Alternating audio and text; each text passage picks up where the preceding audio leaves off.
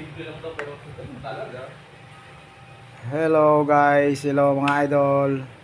Yan po, at ako'y nagpaksiw ng ayungin. Yan po, oh. Nakita nyo. Yan. Kayo po ba ay kumakain ng ganyang isda?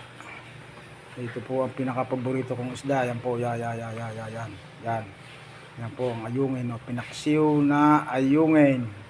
Pinaksiw sa kamatis. Yan po, nilagyan ko po ng siling green. Ayan.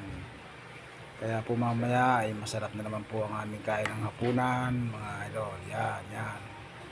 Yan po, oh. Yan, luto na po yan. Yan po ihanguin ko na maya. Kamatis lang po, sibuyas, bawang, at saka po sili. Ang akin pong nilagay dyan, mga idol.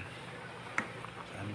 Thank you for watching. Salamat po sa mga nanonood ng aking video. In-shoutout po sa atin pong lahat ng mga